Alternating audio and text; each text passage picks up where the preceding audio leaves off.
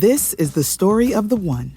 As head of maintenance at a concert hall, he knows the show must always go on. That's why he works behind the scenes, ensuring every light is working, the HVAC is humming, and his facility shines. With Grainger's supplies and solutions for every challenge he faces, plus 24/7 customer support, his venue never misses a beat. Call quickgrainger.com or just stop by. Grainger, for the ones who get it done. Good evening, and welcome to Night Gallery. Thank you, Rod. And I want to welcome everyone to Midnight Viewing, where once a month we talk all about your follow-up to The Twilight Zone, Rod Serling's Night Gallery. They say it's Rod Serling's Night Gallery, and it isn't really Rod Serling's Night Gallery, it's somebody else's. Oh, we know. We talk about it a lot. Your curators at Midnight Viewing are the projection booth's Mike White. What can happen to human beings when trust is wiped out by suspicion? And CultureCast's Chris Stashew. Small boy encased in a crystal ball. And I'm Father Malone. The kind of thing that usually infests nightmares. Join us monthly at Midnight Viewing, the Night Gallery podcast at weirdingwaymedia.com. Doesn't remotely belong to me. I have no proprietary interest in that at all. Weirding Way Media.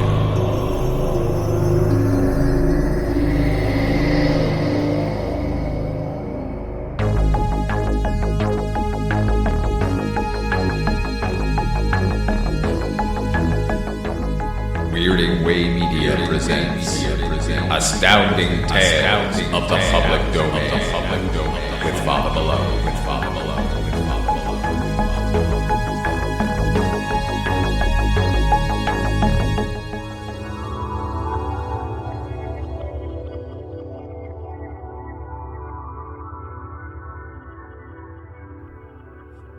Time Out for Redheads by Miriam Allen DeFord. His name was Michael Scott. He was 34, 5 feet 10 and lean, with decent features in all his hair, and quite nice brown eyes. But somehow he always seemed to give the impression of being of indeterminate age, and slightly dusty. He lived alone. He gravitated between his job and his lodgings, and since the age of 14, he had never known a girl well enough to call her by her first name. For 12 years, ever since 28-27, he had sold tickets at one of the windows of Time Travel Tours Unlimited. If raises hadn't been automatic, he would never have had one, though he was punctual, faithful, honest, quick, and accurate. Even the other ticket sellers still called him Citizen Scott. He had never budged from his cozy era, even though as an employee, he was entitled to take any tour he wished on his semi-annual vacation at no cost to him beyond the planetary sales tax. Nor had he even left his native city, let alone his native planet. He was too shy even to realize he was lonely. This morning there was the usual rush. Staggered vacations meant that any time of the year was the busy season for TTT. Skillfully, Michael Scott arranged tours and calculated rates. 2 weeks in Rome, 45 BC? That will be creds 850, citizen. You get your costume and equipment in room 104, right off the teleport. Yes, I'm sure they'll have a Latin language transformer you can hire. England in 1600? 1 month. Reservation in the name of Chaz Russell. Yes, I have it right here.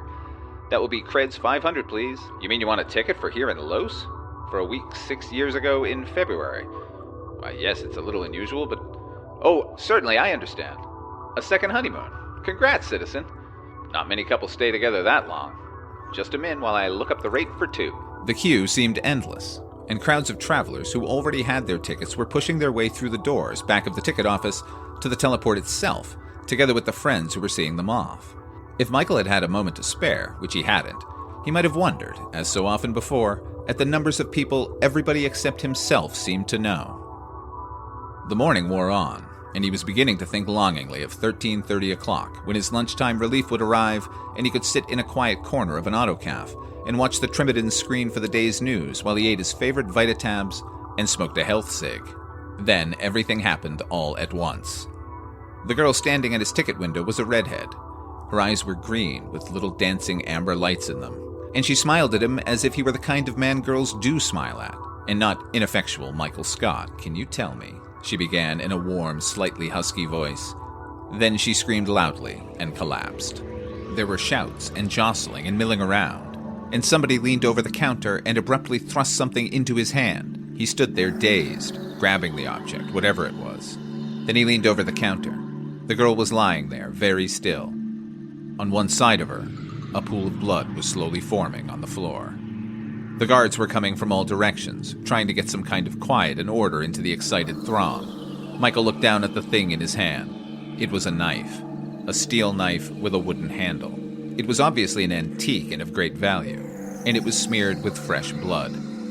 Michael Scott lost his head entirely. Never before had he, or anyone he had ever heard of, been involved even remotely in any kind of violence. He never even took in historical crime plays. The red-headed girl was dead, and he held in his hand the knife that had killed her, and she had been the first girl who had smiled at him for years. He wanted out. Now. He reached behind him and grabbed a ticket at random, not even looking to see what date it was. He punched it hastily for a week. Nobody was looking at him. Everybody was still yelling at everybody else, and the sweating guards were trying to line people up and blocking doors so they could not get away. Michael ran to the corridor back of the counters, which the ticket sellers used, and saw that the company door to the teleport was open. Out there, what with parties singing "Happy Time Trav to You," or noisily greeting homecomers, and the loudspeaker directing passengers to their proper stations, and the roar of the takeoffs and return jets, nobody seemed to have noticed that anything was wrong in the ticket office. Michael glanced around once to be sure that nobody was watching him, and slipped through the door. He was still holding the knife. Automatically, he thrust it into his belt pouch. It was typical of him that, after 12 years, not one of the teleport attendants knew him by sight. He thrust his ticket at the nearest one. The man glanced at it. 3 other travelers were trying to get his attention at the same time, and said, "Platform 8. Michael hurried there. Before he reached it, he remembered something. He had punched the ticket for duration, but not for place. Well, that was all right. If it had no place punch, it would mean Los itself. He was escaping into his own city. The attendant at 8 took his ticket, then peered at him dubiously. "You haven't got clothes for the period, citizen. Go to room 104 and..." "It doesn't matter," Michael interrupted him. He was in a fever to be gone. It's a research project," he added in a sudden inspiration which didn't make sense even to himself, but which the attendant, used to strange statements from travelers, accepted without comment. He sealed the time porter on Michael's wrist, set it for return in a week, and helped him into the telechamber. There was a swift moment when his head felt empty and his stomach heaved, and Michael Scott found himself sitting on an iron bench in a park. He had a week now to think things over. He was in Los. He had to be. His ticket said so. But when? He looked about him. It must be the middle of the day, the same time it had been before, and the park was full of people on their lunch hour. They were dressed weirdly. The men and half the women wore tight cylindrical garments, one on each leg. The upper part of their bodies were covered with various kinds of brightly colored cloth, though occasionally he saw a woman who wore only a breast holder above her bare midriff. Michael, in his belted tunic, huddled in a corner of his bench, fearful of notice. But nobody paid any attention to him, and once a man passed who had on a tunic too, a long white one, over bare feet and under long hair and a flowing beard. Apparently in this period, people dressed as they pleased, at least in Los. The city itself, what part of it he could see from his vantage point, was stranger than the people. There were no moving sidewalks and no weather canopies over the streets, though perhaps these had only been removed for the dry season. The buildings looked shrunken and tiny. Hardly one seemed to be more than 30 or 40 stories high. Archaic buses and motor cars, apparently powered by some non-atomic fuel, plied the actual streets instead of being confined to subways. The skies were almost empty of planes, and those he saw were incredibly clumsy and slow. There was obviously no freeway for helicopters. It was self-evident that he was in some year of the remote past, though just which, he had no idea. He wished he had taken time to glance at the ticket before he handed it in. He wished he had studied history comic books, or given more than a cursory glance at the telescreen prop-informs of TTT. There was something to be said, after all, for the general educationalists, cranks as they were. Certainly this was not his Los, his giant city stretching from Mex to San Fran without a break. This was a little place of probably not much more than 2 million inhabitants. Well, here he was for a week, and he'd better find out how he was going to eat and sleep. Properly equipped time travelers had money of the right period, but the cred checks in his pouch would do him no good now. What did he have on him that could be exchanged for board and lodging? Only one object of undoubted value: the knife. Surreptitiously, and with distaste, he took it out and looked at it. The blood had dried on it, and doubtless left traces on the lining of his pouch. It was probably covered with the fingerprints of the murderer, as well as his own. But it was all he had. In the middle of the park there was a fountain with a pool around it. Casually, Michael Scott strolled over to it and sat down on the ledge. When he was sure nobody was looking, he dipped the knife in the water and scrubbed it dry on the inner hem of his tunic. There would still be traces of blood, which any chemist could find, of course, but nobody here would be examining it for that. Since anyone could see that it was of immense value, he would have to account for possession of it. He could say it was an heirloom. Putting it back in his pouch, he approached a fat man on a bench nearby. "Where is the nearest history museum, please, citizen?" he asked politely. The man looked up. He had been scanning a large piece of paper, which Mikel, with a thrill, recognized from one of his few visits to the Museum of Antiquities. It was a thing called a newspaper, which had antedated the Trideman's telescreen. He remembered that the specimens he had seen had borne dates at the top, and if he could read the archaic printing, he could find out what year it was. But the man folded it up and thrust it under his arms as he answered. "History museum?" he echoed. "Gosh, bud, I don't know. I'm a stranger here myself. Just got in from Kansas yesterday. You a foreigner?" he asked with frank curiosity. "You got a funny accent. You sure looked funny. A foreigner. That was a good one." But Mikel had no time to waste. He murmured, "Excuse," and left. The man stared after him and made a gesture which Mikel did not understand, describing a circle in the air near his forehead. Mikel walked to the edge of the little park and looked about him. Across the street was a store with newspapers in racks in front of it. He could go over there and see the dates. But what did it really matter? With his ignorance of all but the haziest generalities of history, he thought that once, thousands of years ago, Los had belonged to the Spaniards, and after that there was some kind of a war that was maybe called the American Revolution, or the Civil War, or the World War. He was not sure which. It wouldn't do him much good to know whether he was in, say, 1820, or 1960, or 2080. Besides, he was afraid to cross that street full of clumsy vehicles, and with neither an overpass nor an underpass. Nowhere could he see anything that resembled a museum. Farther down on the same side of the street on which he stood, he saw something that looked faintly promising. He walked down to it and found a window full of odd-looking primitive objects, the nature of some of which he could not guess. But there were knives among them, and a sign in ancient spelling, "Jewelry bought and sold." On an impulse, he walked in. A man in another queer garment, some kind of cloth upper, with a white linen thing beneath it and a ribbon tied around his neck, looked up without surprise at Mikel's literally untimely garb and said, "Yes, sir?" Mikel drew out the knife. "Very valuable," he said. "An heirloom. How much will you give me?" The man shrank back, not as if he were afraid of the knife, but as if he were suddenly afraid of Mikel. "You kidding me?" he asked. "Or is this a stick-up?" Mikel was not sure what the words meant, so he merely shook his head. "Then are you nuts? There's nothing valuable about that thing.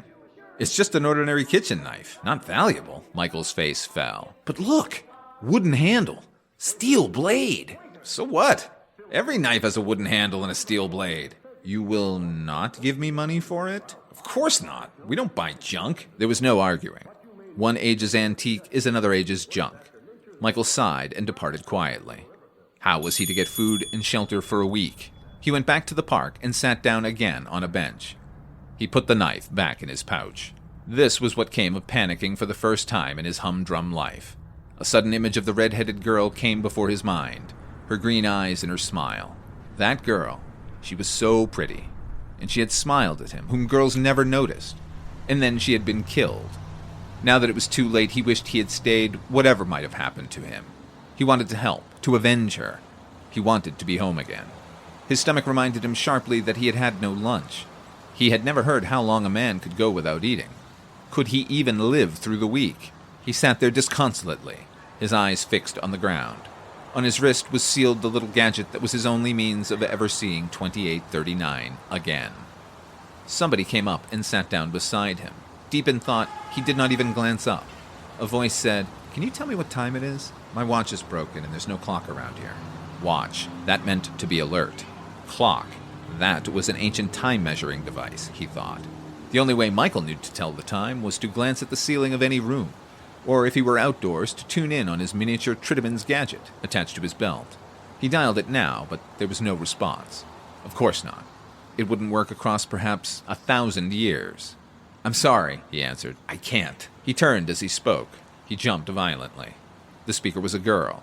She had red hair and green eyes. Otherwise, there was no resemblance, though she too was pretty. But red hair and green eyes seemed to be haunting him. "What's that thing on your left wrist, then?" asked the girl spunkily. Mikel reddened. Rule 5 of the booklets he handed out with the tickets to all travelers leaped into his mind. "Remember, you cannot change the course of history. To avoid confusion and difficulty, avoid revealing to any person you meet in other time periods the true nature of your presence there. He broke the rule and was sorry at once. It's a time porter, he said, set for my return home. The girl laughed. That's a good one. I thought I'd heard everything since I came to this crazy place. What are you, an Arab dressed in that tablecloth? I was born right here in Los, Mikel announced with dignity. I've always lived here. So they grow them here crazy right from the start. Then where's your home you're set to return to? Here in Los. The girl stood up hastily, a look of alarm on her face. Oh, please, Mikel cried. Don't go. I can explain things. Perhaps you can help me. She sat down again dubiously. Well, I'm a sucker for a good story, she said. Shoot. I wouldn't shoot. I have no weapon. That wasn't true. He did have a weapon, the knife. But he could hardly mention that. Anyway, the girl only laughed again. Wisecracks yet, she said unintelligibly. Well, what's the story? I am from this place, but I am not from your time, Mikel began laboriously. He was utterly unaccustomed to social conversation with a woman. I am from... With me, it is 2839. What in the... Look, what are you advertising? Some science fiction magazine? I don't understand the word. What is it? Please believe me. I shouldn't tell you. I'm breaking a rule. But it is true. Go on. She fixed him with a skeptical glance. I am a ticket seller for time travel tours. This morning, what was to me this morning, a customer was killed at my window. He plunged ahead. She listened in silence, a peculiar expression in her eyes. So you see, he concluded, I am here for a week. But then I go back. The time porter will see to that. I want to go. I'm sorry I ran away, but I'm sure the police will say I did it because of the knife. Let's see it. He brought it out. Why, that's just an ordinary kitchen carving knife, she said, just as the man in the store had done. I suppose you would call it an antique, and what was it, 2839? I still say you're haywire, or else this is some new racket I don't get. I don't understand. Okay, I guess you wouldn't in 2839. The language would change plenty in 886 years. Once more, her laugh rang out. I'll say you keep it up fine, that funny half-foreign way you pronounce your words. But I'll play along and pretend this is all on the up and up. Even so, it's haywire. Crazy. Because the dumbest cop in the world wouldn't suspect you of murder. Anybody'd know the murderer just got rid of the knife the quickest way he could. Gosh, you were behind your window, weren't you? And she was in front of it? Where was her stab wound? Wait, it's hard for me to understand. Cop. Is that slang for the police? And the blood, he shuddered, came from her side. Either someone in front or someone behind her could have done it. But they'll find out right away, won't they, that you didn't know the girl? They'll find out who she was, and they'll grill everybody she knew to see who had a reason for wanting her out of the way. Listen to me. I'm as big a nut as you are. I'm talking just as if this whole thing really happened. It did happen, Mikel assured her earnestly. No, I didn't know her. I don't know any girls at all. I'm not attractive to women. Why, you're not so bad, said the girl kindly. I think you're kind of cute. Or would be if you weren't rigged up in those outlandish clothes. She paused, then continued. Well, if you can prove you didn't know her, what have you got to worry about? The knife? And that I lost my head and ran. The girl nodded. Leave the knife here, then. Or would that change the course of history? She smiled. Of course, what you ought to have done was hand it right over. Then if it was such a great antique, they'd not only have the guy's fingerprints, but they'd also find out who knew her that worked in a museum or had a chance to steal it from one. That's elementary homicide procedure. You see, said Mikel, this also you won't believe. But our police are not conditioned to take care of killings. This is the first time in my whole life that I have ever even heard of one, except by accident. The psychologist wouldn't allow anyone to grow up who had murderous tendencies that couldn't be sublimated. They let that one slip by them, didn't they? And do you mean that in the great scientific future they tell us about, the police won't know as much about handling a homicide case as any hick constable knows today? Who are you trying to kid? We do not have crime. The police are to guard traffic and to take up for reconditioning anybody who doesn't obey the civil rules. I don't know much about history, but I know there were once wars. And then there were experts in war. Now, in my time, we have no wars, so there are no experts. In the same way we have no experts in crime. Then what would they do to you if they did convict you of this murder you didn't commit? I don't know. There is no penalty for murder because there have been no murders for so long. This will be a world affair. The police will refer it to the Supreme Council, and they will decide what to do. I suppose they will have me euthanized as an atavistic deviant. That's why I lost my head. It was a totally new experience, and I haven't been conditioned to new experiences. But even if they don't convict me, they'll punish me for running away. They'll demote me, perhaps all the way back to where I started 12 years ago. Doesn't sound like much of a brave new world to me, said the girl in a disparaging tone. What's your name? Or do you have numbers? My name is Michael Scott. Michael Scott. Well, that sounds like a regular name anyway. Mine's Betty French, by the way. Many grats to you, Citizen French. You have given me good advice. I know now it is my duty to take the knife back with me and give it to the police. I shall tell them also about looking for somebody in a museum, as you suggested.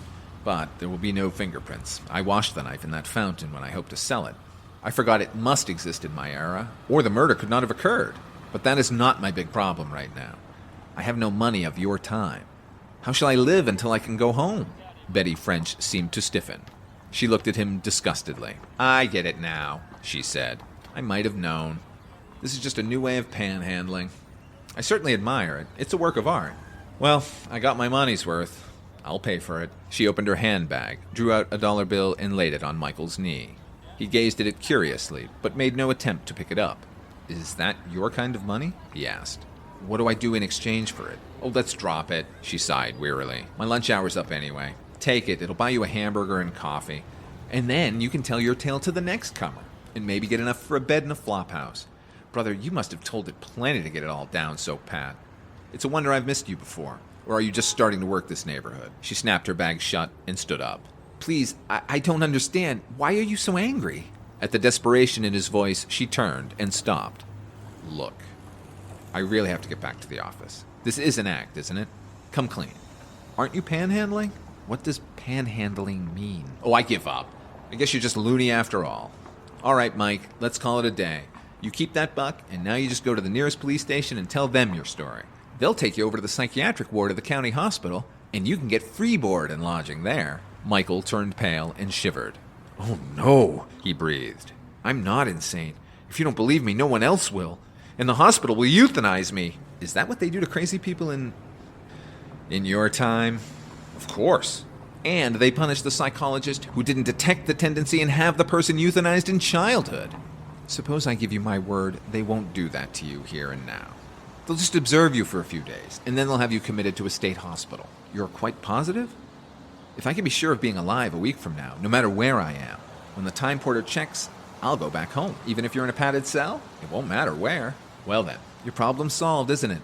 I'll show you how to get to the station. I must eat first. I'm very hungry.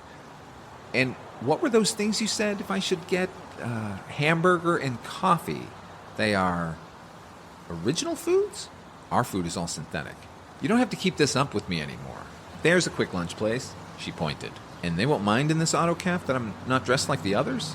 In this burg, they wouldn't notice if you wandered around in a loincloth. Now I've got to go. This is the wackiest thing that ever happened to me, whatever it really means. Well, good luck, Mike. Grats to you, Citizen French, from deep in my pineal. Oh, wait, just 1 minute more, please. What is it now? You have given me so much to tell our police, but won't they wonder why this man killed the girl? They can ask him when they catch him, can't they? But it's perfectly obvious. She was buying a ticket, wasn't she? Yes, certainly. Well, that meant she was going away, leaving him, doesn't it? So he was in love with her, maybe she was his wife, and he couldn't take it. Maybe she was going to some other guy, how do I know? He found out she was deserting him, so he got hold of the knife and followed her. But I don't see why. Michael was utterly bewildered. She was a free agent, like anybody else. He couldn't object to her leaving if she no longer loved him. He didn't own her. That doesn't make sense. If I tell one of our police that theory, she will surely think I'm insane. She? All our police are women, of course. Women are naturally gifted at keeping order. You tell that to our cops, and they'll surely get you tucked away in a nice hospital, but fast. Well, why else would he kill her? I don't know. That's why I asked you. You know so much more about such things in your time. Your policewoman will have to figure it out for herself. So long, Mike. She shook her head, smiling. Well, I have a tell to tell the crowd, if they don't decide I've gone nuts myself. Goodbye. Gooby, citizen, and grats again. Still smiling, she hurried down the path out of the park. When he could see her no longer, Michael stood up and began hesitantly to walk toward the restaurant she had pointed out. Fortunately, it was on the same side of the street, not far past the shop where he tried to sell the knife. This was not going to be Plez. Not at all Plez. Despite what this Betty French had told him, he was nervous about putting himself in the hands of either the police or psychologist of this barbarous era. But there didn't seem to be anything else he could do. His conversation with the red-headed girl had shown him clearly what kind of reception he would meet from anyone else he ventured to approach. First, he must eat. He was ravenous. He dared not ask for any food except the 2 things the girl had mentioned, whatever they were like. Presumably, the money she had given him would be enough. The restaurant had a long counter of some white substance, with stools fixed before it. Only one man sat there eating, but behind it stood another man dressed in white, with a white cap on his head. Michael perched himself on the nearest stool. "Hamburger, coffee, please," he said, and laid Betty's money beside him on the counter. The other customer looked up and eyed him sharply, but the man behind the counter merely yelled out, "One and a bun!" through a hole in the wall. "Mustard?" he asked. "Onions? Cream?" "No, citizen. Hamburger, coffee," Michael repeated, flustered. "A joker," the man grunted. "This town. You in the movies, bud?" Michael stared. "He wants a burger without and coffee with," the other customer put in suddenly. He was a heavy-set, middle-aged man, dressed as the men in the store had been, in dark cloth, bifurcated leg coverings, and a dark, long-sleeved upper garment over a light-colored undergarment, with a gaudy ribbon around his neck. Okay, said the man in white placatingly, and set down before Michael something on a plate and something else in a cup, both hot. Michael began sampling them gingerly with the unaccustomed implements. The restaurant man took the money, put it in a box that rang a bell, and laid down some small metal objects in its place. Then he disappeared through a door behind the counter. Michael's neighbor waited until he had gone. Then, in a low voice, he said, "Finish the food, Citizen Scott. Then we'll talk." Michael looked up, frozen. The stranger shot his left wrist out from the sleeve. Sealed to it was a time porter. "From TTT Executive, citizen," he said briskly. "I didn't think I'd find you quite so soon, but I knew it wouldn't be long, since you didn't wait to get proper equipment for your journey. It is fort for you that this is perhaps the only place in this era where you could not have been taken up at sight for wandering around in unusual clothing. How did you know what period?" "We only had to check the tickets to see which was missing. Have you the knife?" Michael brought it out dumbly and laid it on the counter. The man put it in a pouch sewed into his lower garment. "I didn't do it. I didn't!" Michael cried despairingly. He had lost his appetite completely. "Shh! We don't want to fuss here. I am rechecking your time porter, Citizen Scott. We are going back immediately." I didn't even know the girl," Michael pleaded, remembering Betty French's instructions. "We shall see as to that when we get home," said the TTT executive grimly. Then suddenly he burst out laughing. He laughed until he had to take a small piece of white material from his upper garment and wipe his eyes. "I meant to give you a good scare, to put some sense into you," he gasped finally. "But I can't keep it up. Citizen Scott, you are a fool." "I know that, citizen," said Michael humbly. "The psychologist really conditioned you a bit too well. I am told that you live for your work and have no recreation at all. You are as ignorant of the world as a small child. Come, did you ever hear of a murder in our time? Anywhere? In all your life?" "No, but I know such things occur." "In the past, not in our time. How could there be a murder in our era? In the old times, people killed one another for jealousy, for revenge, for greed. Such incentives do not exist in the 29th century. The only other possibility would be insanity, and the psychologist would never allow that to proceed to such a point. The diseased person would be euthanized at the very first symptoms. But the girl was killed, right before my eyes." "My poor man. You were a victim of your own ridiculously retired existence. Anyone else would have guessed at once. It was planned that way, so as to get a good effect of a crowd in confusion. Most of them were extras. Of course, all the arrangements had been made with us beforehand, and the concealed telecams were focused away from any time travel signs." "Telecams?" "World Theater was making a historical crime treatment in modern dress, Citizen Scott. The girl was an actress. The blood was faked. They thought it would be more effective to not put an actor behind the ticket window, but to use a real ticket seller without warning him, just as part of the crowd wasn't warned. It worked beautifully. They tell me your fright and horror showed up wonderfully well. They picked your window because they said they liked your looks. I can't imagine why. That was their big mistake. Any other of our ticket sellers would have waited to see what happened next. You dumble, fell into a panic and ran away. And I've had to leave my desk in the middle of a busy afternoon to go and fetch you. We couldn't let you wander around here for a week without means of subsistence. And thinking you were suspected of murder." "I suppose I'll be demoted now," Michael said gloomily. "That wouldn't be fair. This wasn't one of the known responsibilities of your position. No. But I imagine you'll come in for a lot of whiffing, to use a slang expression. Kidding. That's what they call it here, I think. Well, I'm used to that. And Daphne Dart says she's wild to meet you. Daphne Dart? Who's she? Michael looked alarmed again. Your performance made a tremendous impression on her. She told me to tell you she thinks, quote, you're purely vlumpish, unquote. She's the actress who played the murder victim. That red-haired girl with the green eyes, with flecks of amber in them? Asked Michael eagerly. With the streely smile and the gorge voice? You seem to have noticed her, said the TTT executive dryly. Yes, that's the one.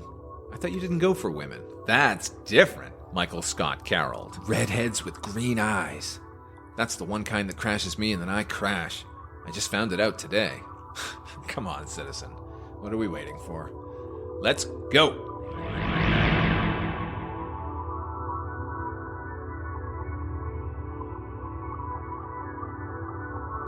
This episode performed and produced by Father Malone. Music by HP.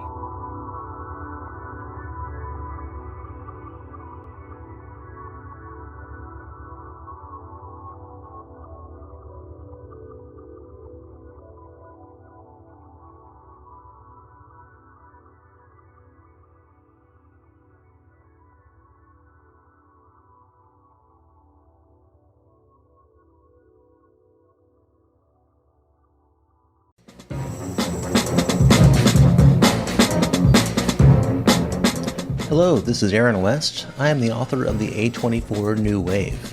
In this book, I look at A24's output and I make the argument that we are in a new wave movement right now. A24 plays a major role. This book has a supplemental podcast where each episode is a brief conversation about an A24 related topic, whether an actor, director, or even a genre. As I continue research for the book and conduct interviews, I expect to record podcast episodes with people involved with the company.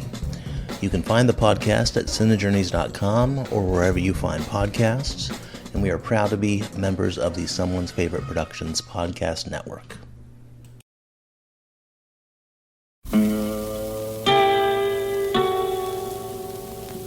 Hello, filthy movie lovers. My name is Gentry Austin. And I'm Casey Scott. And we're the hosts of the Sin Syndicate, film podcast for something weirdos, anti-criterion bros, and Joseph Sarno aficionados. Join us semi-weekly as we peer into the adults-only theaters and sticky-floored cinemas of the golden age of sexploitation, when the morals were loose, the laws were murky, and the intercourse was all simulated. Find us now on the Someone's Favorite Productions podcast network.